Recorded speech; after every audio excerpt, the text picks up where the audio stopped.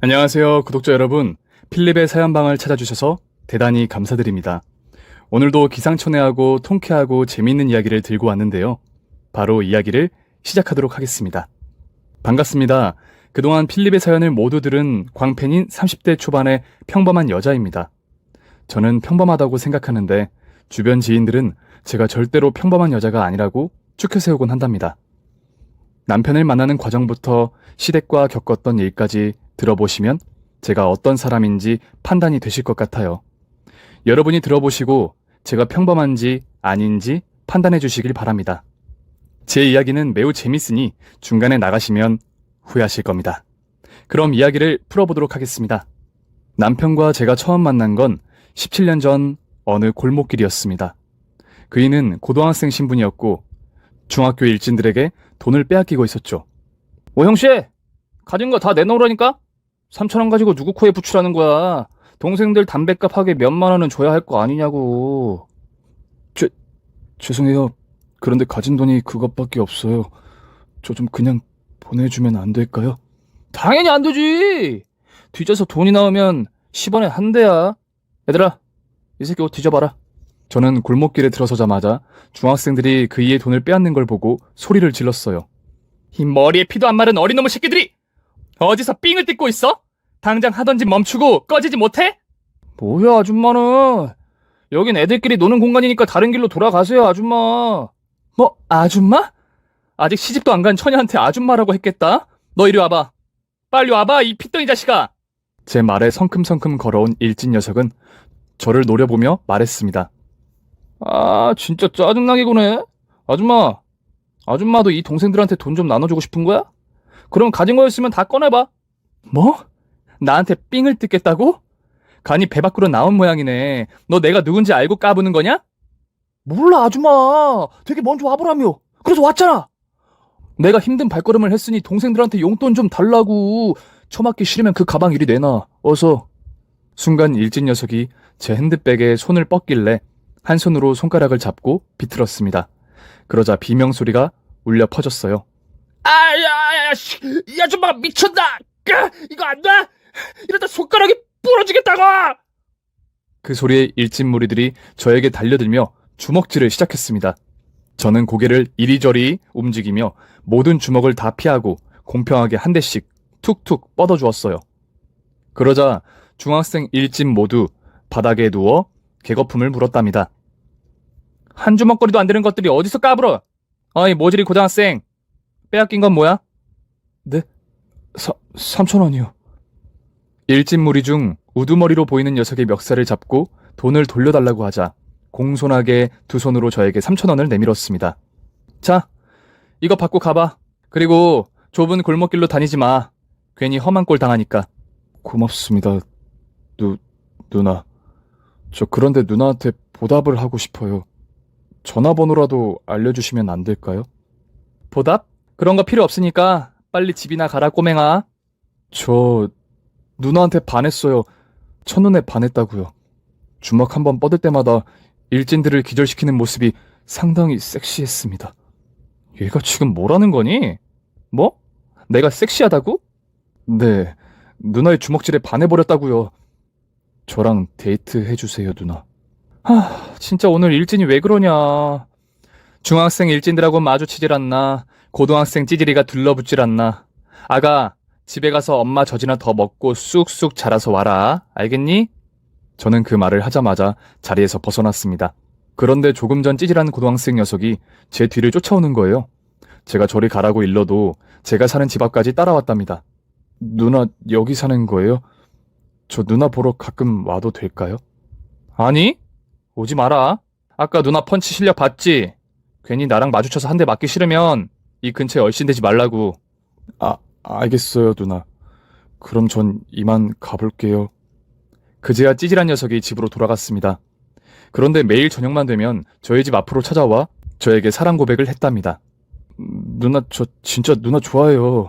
저 얼마 안 있으면 수능 보거든요? 곧 성인이 된다는 말이죠. 그래서 말인데 제가 성인이 되면 저랑 사귀어 주시지 않을래요? 야, 엄마, 내가 너랑 왜 사귀냐? 자기 몸 하나 건사하지 못하는 놈이랑 왜 사귀겠냐고. 대신 누나가 저를 지켜주면 되잖아요. 전 진짜 누나의 주먹질에 매료되었다니까요. 운명의 여자라고 느꼈단 말이에요. 주먹을 뻗을 때마다 춤을 추는 알통이 얼마나 아름답던지. 제 심장이 쿵쾅거린다니까요. 그리고 코끼리 같은 발목도 너무 섹시해요. 누가 와서 다리를 걸어도 절대 넘어가지 않을 것 같은 이 발목이야말로 제가 꿈에 그리던 이상형입니다. 너 지금 나 놀리는 거지? 시끄러우니까 빨리 집에 가서 공부나 해라. 누나는 내년에 대학 졸업반이라 네가 대학교에 들어가면 사회생활을 할 사람이라고. 고로 너와 나는 사귈 수 있는 사이가 아니란 말이야. 어서 가봐. 그래도 전 누나를 포기하지 않을 거예요. 나중에 멋진 모습으로 다시 찾아올 테니까 기다려주세요. 그렇게 찌질이는 몇 년간 제 앞에 나타나지 않았습니다. 아무래도 대학 생활을 시작하며 예쁜 동기들을 봤으니 저에게 관심을 계속 줄 리도 없었고 캠퍼스의 낭만을 즐기느라 저라는 존재를 까맣게 잊었으리라 생각했죠. 그로부터 5년이 지났을까 회사를 다니던 제가 퇴근하고 집 앞에 다다랐는데 누군가 꽃다발을 들고 있더라고요. 그 모습을 보니 부럽다는 생각이 절로 들었답니다. 저는 27이 되도록 누구에게 꽃 한 송이를 받아보지 못했는데 어떤 여자는 다발로다가 꽃을 받게 되니 속이 쓰리더군요. 그런데 꽃다발을 든 남자가 저를 보더니 빙그레 미소를 지었습니다. 아직 여기에 사셨네요? 5년이라는 시간이 지나서 다른 곳으로 이사를 갔으면 어쩌나 싶었는데 다행입니다. 누구시죠? 절 아세요? 이 꽃다발을 저한테 주시는 거예요?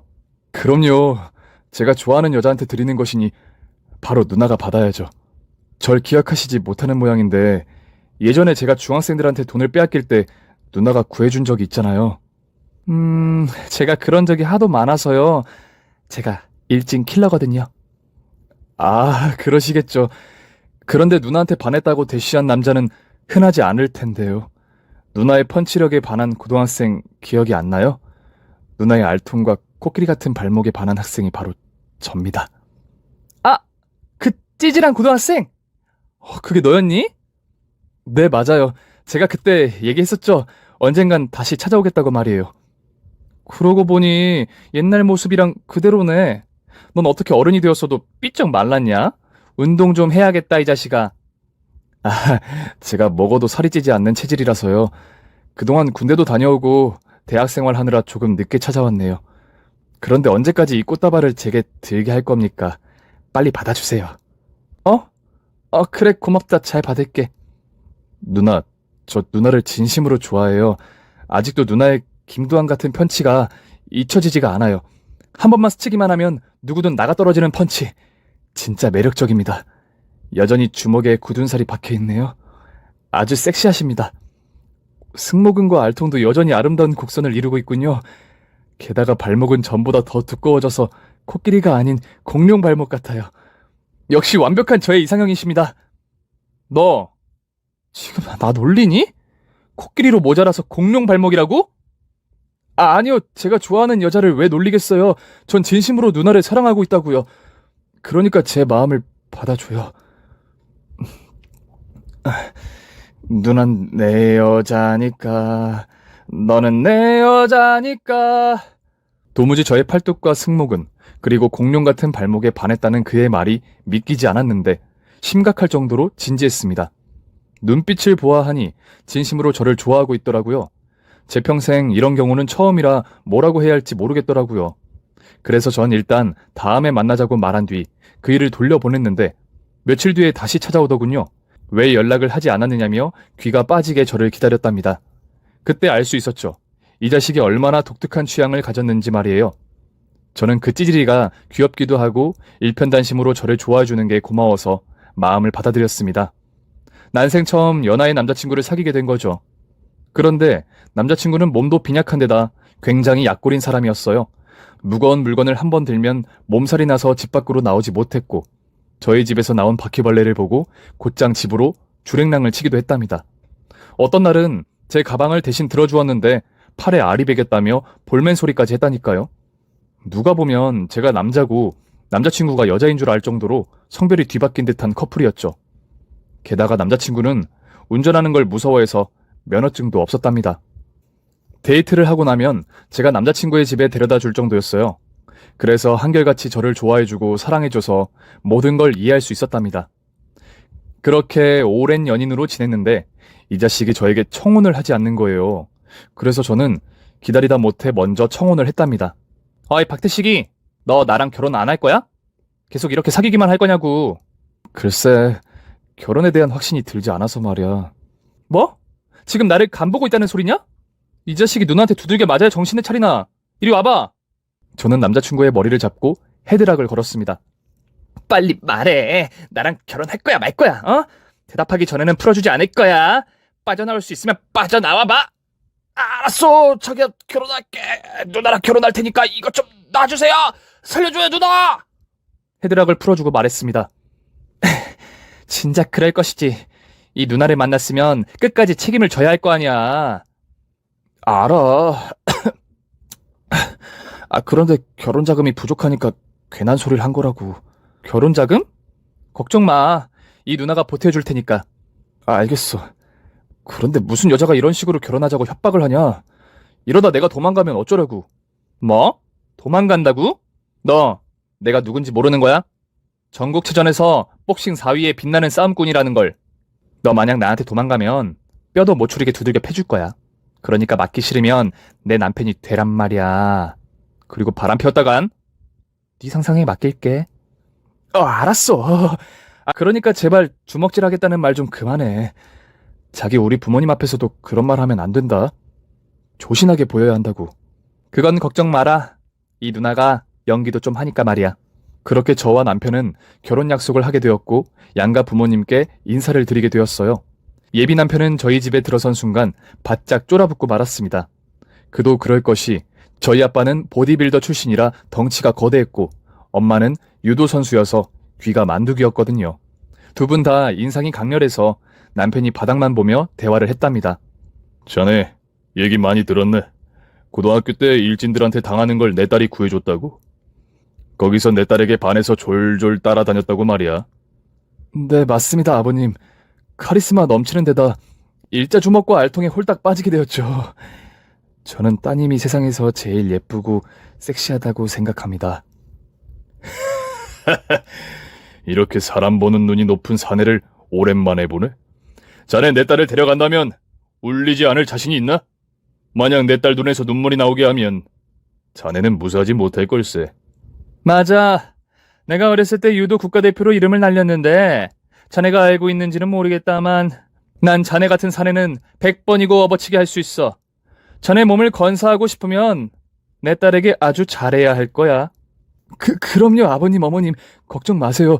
제가 이 사람을 평생 행복하게 해주겠습니다. 예비 남편이 긴장한 듯 대답을 하자 제가 말을 덧붙였습니다. 엄마, 아빠, 이 인간이 날 울리면 내 선에서 알아서 할게. 어퍼컷, 라이트, 훅, 잽! 몇 대 날려주면 바로 기절이라고. 저희 가족들은 힘자랑을 하며 남편의 길을 완전히 죽여놓았습니다. 그이는 집에 돌아가는 길에 자기야, 나 절대 배신 같은 거 안 해. 그러니까 걱정하지 마. 알겠지? 라며 입술을 바르르 떨었답니다. 저는 그 모습이 귀여워서 자기야, 우리 부모님이 장난 좀 친 거야. 나한테 잘해라고 하는 말씀이니까 괜한 걱정하지 말라고. 하여튼 이 순둥이는 말만 하면 고지곳대로 받아. 일로 와봐. 귀염둥이, 누나랑 뽀뽀 한번 하자. 하고 애정 표현을 진하게 하고 집으로 돌려보냈답니다. 얼마 뒤 남편의 부모님을 찾아뵙게 되었는데 저희 집안과 아주 다른 분위기였습니다. 예비 시어머니는 남편을 무슨 유치원생으로 알고 있는 것 같았답니다. 우리 애기 이것 좀 먹어보렴. 엄마가 우라들 주려고 멀리까지 가서 사온 새우야. 엄마가 까줄 테니까 꼭꼭 씹어서 먹어야 한다. 엄마, 내가 알아서 까서 먹을게. 여자친구도 있는데 그만 좀 해. 엄마가 아들한테 새우 까주는 게 어떻다고 그러니? 예, 네 눈에도 내가 이상해 보이니? 아니에요, 어머님. 너무 다정하고 보기 좋으세요. 제가 어머님을 보고 많이 배워야겠네요.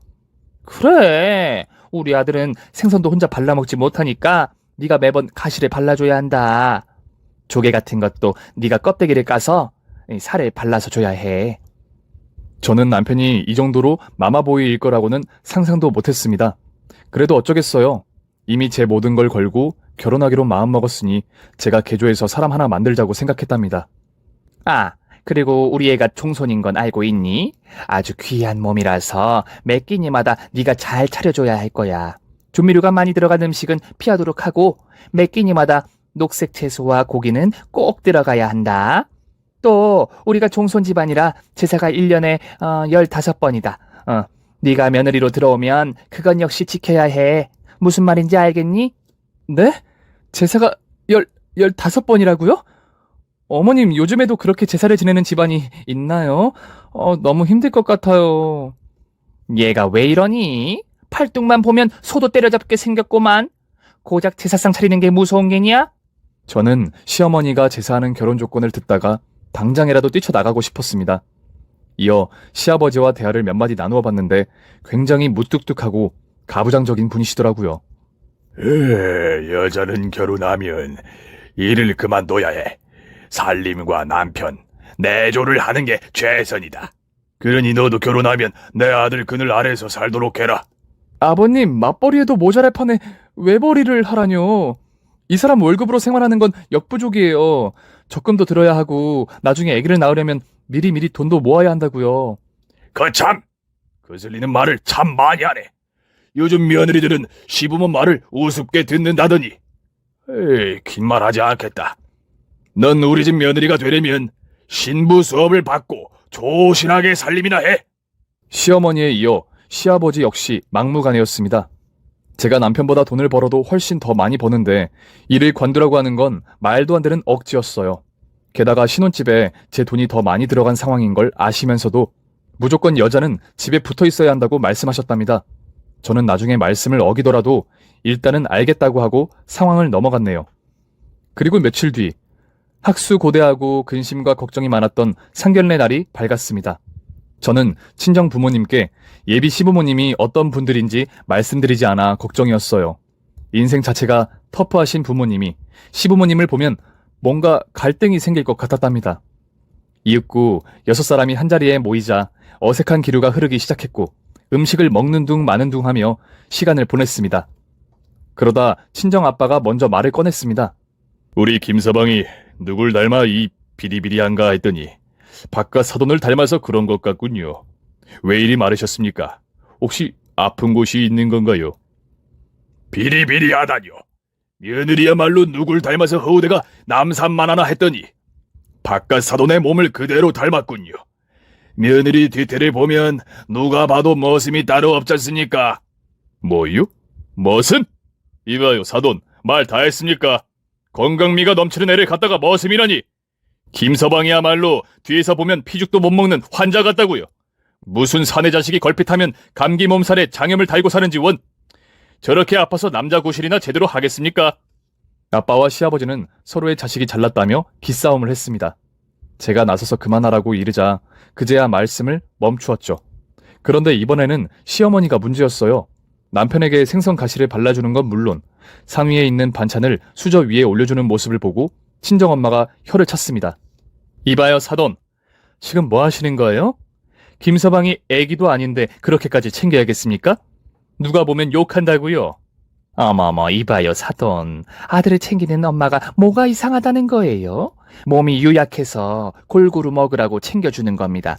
사돈도 며느라이를 좀 챙겨야겠어요. 도대체 뭘 먹었길래 몸이 저렇게 곰처럼 큼지막합니까? 누가 보면 쑥과 마늘을 먹여야 하는 줄 알겠네. 뭐요? 내 딸이 곰 같다고? 쑥과 마늘을 먹이라고요? 이봐요 사돈, 내 딸은 아주 건강한 몸이라고요. 운동으로 다져진 근육질이에요. 그러니까 문제지요. 무슨 여자애가 소도 때려잡게 생겼어요? 자고로 여자는 여리여리한 맛이 있어야 한다고요. 나 참 기가 막혀서. 그래서 대개 아들을 딸처럼 키웠나 봐요. 아주 여리여리한 게 한 대만 때려도 쓰러지고 말겠다고요. 지금 내 아들을 때리겠다는 말을 한 겁니까? 얘가 때릴 데가 어디 있다고 그런 막말을 하세요? 그렇게 상견례장은 거의 아수라장이 되어버렸는데 저와 남편이 계속해서 말리며 분위기를 가라앉혔습니다. 하마터면 결혼이고 뭐고 파토날 뻔했죠. 다행히 저희 신혼집은 시댁에서 꽤 거리가 있는 곳에 마련을 해서 시부모님을 자주 만나지 않아도 되었답니다. 저와 남편은 신혼을 재밌게 즐기려고 여러 취미 활동을 함께 시작했어요. 캠핑, 낚시, 등산 등 활동적인 취미를 매주 이어갔답니다. 남편은 체력이 약해서 늘 시름시름 앓는 소리를 했는데 그럴 때마다 제가 정신이 바짝 들게 정신교육을 시켜주었죠. 당신 언제까지 이렇게 비실비실 거리면서 살래? 나중에 우리 애가 생기면 지금처럼 비실한 아빠처럼 대할 거야? 아니, 멋지고 튼튼한 아빠가 되어야지. 알겠어. 당신 말대로 힘을 내볼게. 그래, 바로 그 자세야. 포기할 생각 말고 끝까지 올라서 정상을 찍어보자고. 그런데 산은 보라고 있는 거 아니야? 굳이 이렇게 올라야 하냐고. 또 궁시렁댄다. 당신이 저질 체력이 아니면 내가 이렇게까지 하겠어? 난 당신을 개조시키고 말 거니까 무조건 따라오도록 해. 그이는 앓는 소리를 해도 끝까지 포기하지 않고 산 정상을 찍기도 했고 낚시를 가서도 하루 종일 서서 몸을 단련했습니다. 그런데 신혼 2개월 차가 되자 저에게도 고부 갈등이라는 게 생기기 시작했어요. 어머, 이거 뭐야? 어머님이 나한테 영상통화를 걸었어. 여보, 어떻게 해야 해? 어떻게 하긴, 받아야지. 얼른 받아봐. 진짜 난감하네. 알겠어. 여보세요. 어머님 안녕하셨어요? 그래, 세아가 잘 지내는 거냐? 듣자 하니 네가 내 아들 데리고 힘든 운동을 시킨다며? 내 아들은 약하게 태어나서 강한 운동은 못해. 그러니까 네가 하려는 짓들은 모두 관두거라. 에이, 어머님. 처음부터 잘하는 사람이 어딨어요. 제가 건강한 남자로 만들 테니 걱정 말고 두고 보세요. 얘가 말귀를 못 알아듣네. 내가 지금 너를 혼내는 거 아니야. 내 아들은 평생 힘든 일 하지 않고 살아왔어. 잔말 말고 등산이니 낚시니 체력이 힘든 것들은 시키지 마. 알겠어요, 어머님. 이제야 말을 알아듣네. 그건 그렇고 일요일 낮인데 뭐하고 있니? 혹시 점심을 먹은 게냐? 아니요, 이제 먹으려고요. 그럼 잘 됐다. 점심상 차리려면 나한테 영상통화를 걸거라. 네? 왜요, 어머님? 왜긴 왜야. 내 아들 먹을 밥상을 엄마인 내가 확인해 보겠다는데 무슨 문제라도 있는 거냐? 저는 꼭 그렇게까지 해야 하느냐고 물었더니 시어머니는 화만 내시며 당장 시키는 대로 하라고 일렀습니다. 그래서 전 고분고분하게 대답했습니다. 아닙니다, 어머님. 얼른 차려서 영상통화를 걸도록 하겠습니다. 저는 전화를 끊자마자 부엌으로 달려가 냉장고에 있는 채소들과 반찬거리를 꺼내서 손이 보이지 않도록 요리를 하기 시작했습니다. 거의 1시간 동안 땀을 뻘뻘 흘리며 밥상을 차렸고 남편을 불러놓고 시어머니께 영상통화를 걸었어요. 어머님, 오래 기다리셨죠? 제가 차린 밥상 보시겠어요? 그래. 잠깐. 저건 뭐냐? 생선 조림이잖아. 내 아들은 조림은 안 먹어. 구이로만 먹지. 그래요? 제가 조림을 좋아해서 만들었는데 다음부터는 구이로만 하겠습니다. 지금 밥상이 괜찮긴 하다만 반찬 가짓수를 좀 더 늘려야겠구나.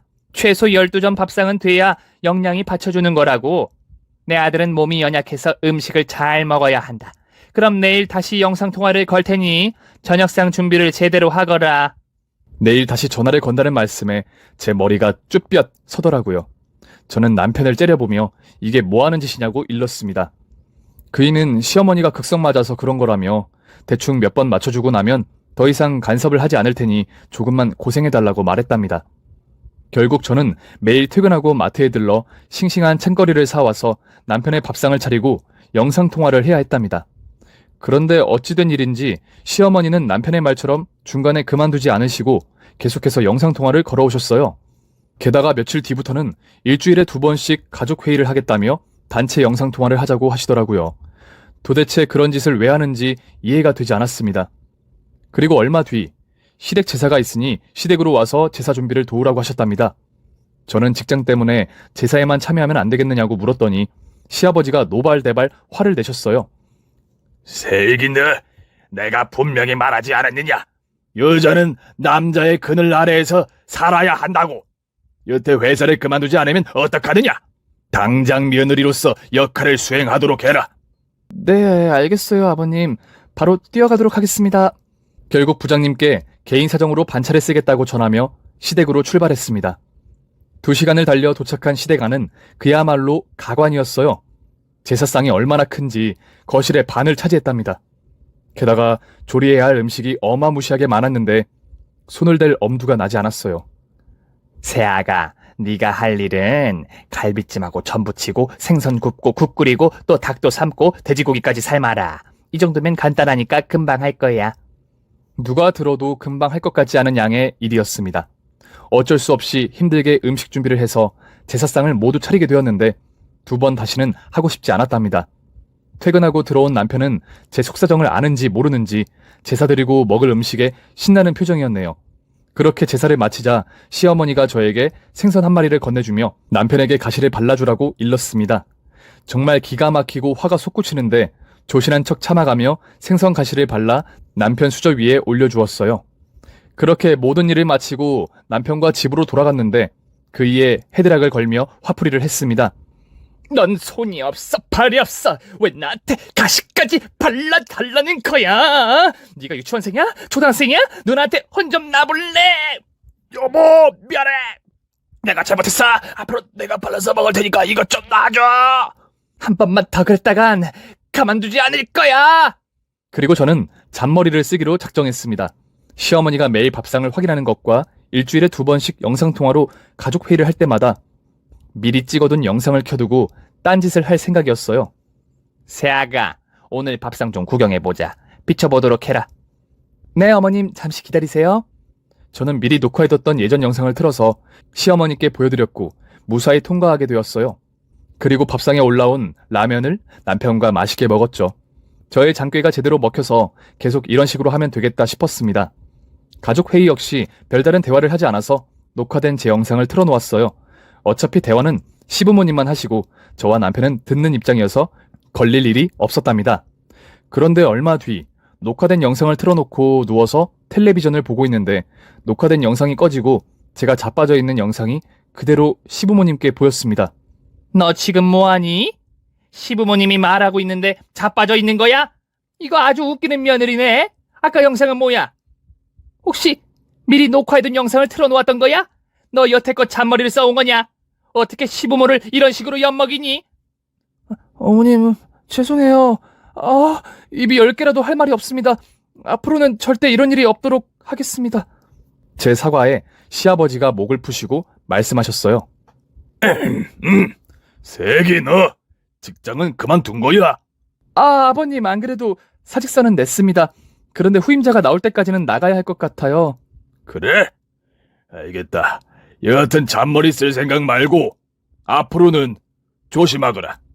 네, 아버님. 사실 사직서를 냈다는 건 거짓말이었어요. 요즘 시대가 어떤 시대인데 남편 그늘에서 살라니요. 또 맞벌이를 해도 아둥바둥 사는 게 보통인 세상인데 외벌이로 살다가는 나중에 손가락을 빨고 살 게 뻔해 보였습니다. 이렇게까지 해서 시부모님의 입맛을 맞춰드려야 하나 싶어 친정 엄마를 불러서 여쭈어 봤어요. 엄마, 1년에 제사를 15번 차리라는데 이게 맞는 거야? 게다가 매일 영상통화로 남편 밥상을 검사하는 것도 맞아? 뭐야? 이게 뭔 개소리야? 김서방 나오라고 그래. 여보, 나와봐. 엄마가 할 말이 있대. 이윽고 방에서 비실대며 남편이 나오자 엄마가 자리에서 일어났습니다. 지금 내 딸이 하는 말이 다 사실이야? 자네 밥상을 사돈이 매일 검사한다고? 게다가 제사가 1년에 15번. 장모님, 그게 어떻게 된 거냐면요. 그러니까... 안 되겠어. 이 모든 책임은 김서방 자네한테 있어. 중간에서 중재를 못하니 내 딸이 고생을 하고 있다고. 지금부터 업어치기 실패할 테니까 몸에 힘 빼고 있어. 안 넘어가려고 힘줬다간 더 크게 다치니까 알아서 하라고. 엄마는 진짜로 남편의 팔과 벨트를 잡고 바닥에 업어치기를 했습니다. 1번, 2번, 그리고 정확히 10번을 업어치게 하자 남편이 무릎을 꿇고 빌기 시작했어요. 장모님, 정말 죄송합니다. 제가 어떻게 해서든 제사를 없애고 영상통화로 밥상 검사하는 것도 못하도록 막겠습니다. 자네, 이번에도 또 내 딸을 고생시키면 뼈도 못 추릴 줄 알아. 그리고 밥상은 왜 내 딸만 차리나? 앞으로는 격일로 밥을 차리도록 하게, 알겠어? 네, 장모님 명심하겠습니다. 엄마가 다녀간 뒤로 남편은 영상통화를 막고 영상회의까지 막으려고 노력했답니다. 그리고 저를 위해 이틀에 한 번씩 식사도 준비해 주었고 설거지는 매일 책임졌어요. 그런데 남편의 중재에도 불구하고 가부장적인 시부와 남편을 애지중지하는 시모가 영상통화를 끝까지 포기하지 않으셨어요. 정말 징글징글하다. 당신이 그 난리를 치며 하지 말라고 해도 시부모님은 끄떡도 없으신가 봐. 오늘도 영상통화로 날 힘들게 하네. 여보, 미안해. 내가 집에 가서 아무리 난리를 쳐도 그때만 잠깐 멈췄다가 다시 이러신다니까. 나도 당신한테 미안해 죽겠어. 이걸 어떻게 해야 하나? 또 장단을 맞춰드려야 하나? 저는 어쩔 수 없이 시부모님의 영상통화를 하며 장단을 맞춰드렸고 고달픈 생활을 이어갔습니다. 그러던 어느 날 제 핸드폰이 손으로 눌러도 통화가 받아지지 않았어요. 시부모님과 영상통화를 하기로 했는데 불가피하게 통화를 받지 못했죠. 그래서 문자로 상황을 알렸더니 시어머니가 근처 PC방을 가서라도 접속하라고 일렀어요. 정말 가지가지 한다는 생각으로 어쩔 수 없이 PC방을 들어갔고 자리에 앉아 가족회의 창을 띄웠답니다. 어머님, 아버님 안녕하셨어요? 안녕 못하다. 넌 어찌된 애가 칠칠치 못하게 핸드폰을 망가뜨리니? 평소에 조심성이라는 걸 좀 가져봐라. 오늘은 네 시아버지한테 큰일이 있어서 회의를 연 거다. 네? 아버님한테 큰일이 생겼다고요? 그게 무슨 일인데 그러세요? 세아가, 너도 한 식구니까 숨겨서는 안 된다는 생각이 드니 고백하겠다. 사실 내 회사에 격리로 일하던 미스박 알지? 네, 아버님. 회사에 가서 몇 번 봤잖아요. 그런데 미스박이 왜요? 고년이 회사 돈을 들고 튀었다. 한두 푼도 아니고 회사 자금을 횡령해서 튀었다고. 경찰에 신고했는데 이년이 벌써 주민등록을 말소하고 어디론가 튀었다는데 이 잡을 길이 없단다. 그래서 지금 내 회사가 보도나기 일보 직전이다. 게다가 남편이 뒤늦게 접속해서 말을 이었습니다. 아버지, 어쩌다 그런 일이 다 있대요? 미스박 그렇게 안 봤는데 악랄한 사기꾼이었군요. 그렇게 시댁 식구들의 말을 듣다가 고개를 여기저기 둘러보는데 시아버지가 말하고 있는 미스 박이 바로 제 뒷자리에 앉아있는 겁니다. 이건 하늘의 뜻이구나 싶어서 영상통화 안에서 말 대신 채팅을 쳤습니다. 아버님, 지금 제 뒷자리에 미스 박이 있네요. 인연 제가 잡을까요? 뭐야? 그게 진짜냐? 화면을 비춰봐라. 내 눈으로 확인 좀 해볼게. 저는 비디오 캠을 움직여 미스 박이 게임 삼매경인 걸 보여드렸습니다. 세상에 이런 일이. 며느라, 당장 잡아라. 그년 잡아서 콩만 먹이고 내 회사 자금을 돌려받아야겠다. 네? 저더러 잡으라고요? 그럼 저한테 뭘 해주실 건데요? 시댁 식구들은 놀란 표정으로 저에게 왜 그러냐고 물었습니다. 그래서 전 맨입으로는 잡아줄 생각이 없다고 전했죠. 세아가, 네가 원하는 소원 3가지를 들어줘봐. 그러니 빨리 말해보거라. 그리고 미스박은 무조건 잡아야 한다. 아버님, 어머님, 계약이 완료되었습니다. 저의 소원 3가지를 지금부터 나열해 보도록 하겠습니다. 첫 번째, 앞으로 영상통화를 금지해주세요. 밥상 검사도 그렇고 지금처럼 영상회의를 없애주세요. 그러자 시어머니가 예, 그중 하나만 빼주면 안 되겠니? 너무 인색한 거 아니야? 라고 볼멘 소리를 하셨습니다.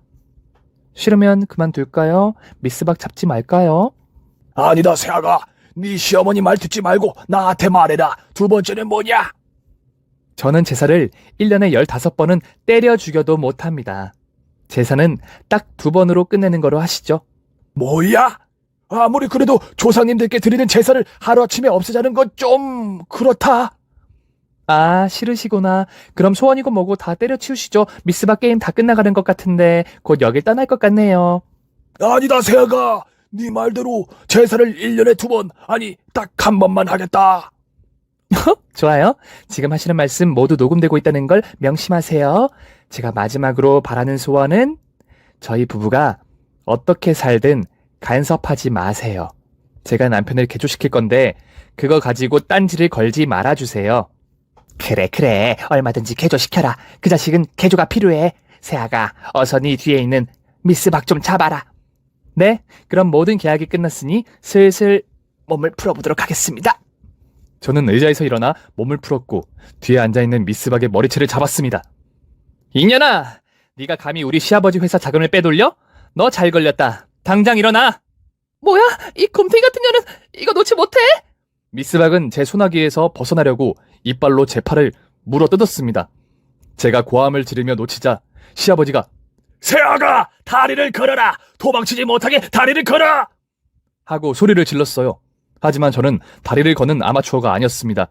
곧장 미스박의 허리춤을 잡고 하늘을 향해 올렸더니 팬티가 똥꼬에 꽉 끼며 곡소리가 절로 나왔어요. 잘한다, 우리 세기. 다음은 무슨 기술을 쓸 것이냐? 같은 여자로서 너무 자랑스럽구나, 세아가. 멋진 기술을 또 보여다오. 여보, 역시 당신은 용가리 통뼈야. 내가 당신에게 반한 게 그 이유였지. 자, 다음 기술 들어갑니다. 이번에 미스박을 눕혀버리고 팔 하나를 곧게 당기며 안발을 걸었습니다.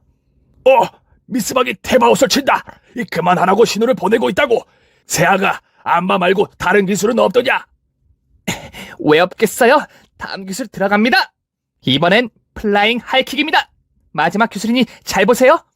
저는 미스박의 머리채를 잡고 일으켜 그 자리에서 공중부양하듯 하늘을 날아 무릎으로 미스박의 못생긴 얼굴을 정확히 가격했습니다.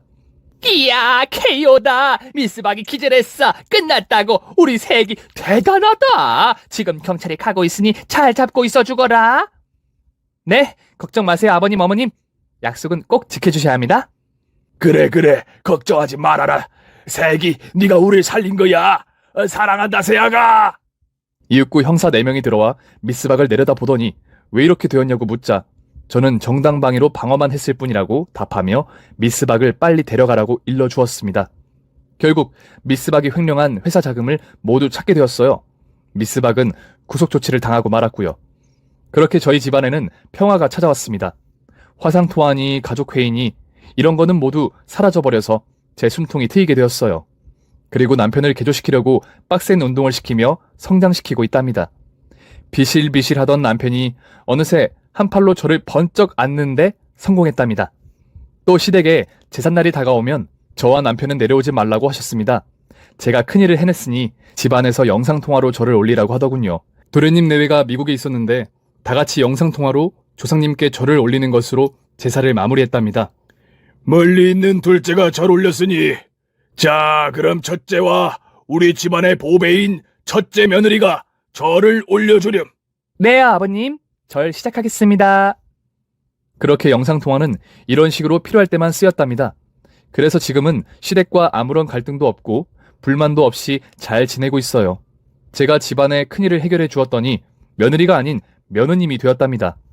시댁에 안부차 들르면 시부모님은 자리에서 벌떡 일어나 환대해 주시며 저를 안마의자에 앉혀 편하게 쉬는 동안 밥을 차려오셨네요. 이렇게 제 사연을 쭉 펼쳐보니 제가 다 웃겨서 깔깔거리며 글을 쓰게 되었네요. 시집살이와 시부모님의 등살에 괴로운 며느님들께 시원한 위로가 되셨기를 바랍니다. 그럼 저는 이만 물러가도록 하겠습니다. 오늘의 사연 정말 코믹의 절정을 찍는 이야기였네요. 저 필립은 다음 이 시간에 또 다른 재밌는 사연을 가지고 돌아오겠습니다. 영상을 다 보셨으면 구독과 좋아요는 꼭 눌러주세요. 모두 행복한 하루 보내세요.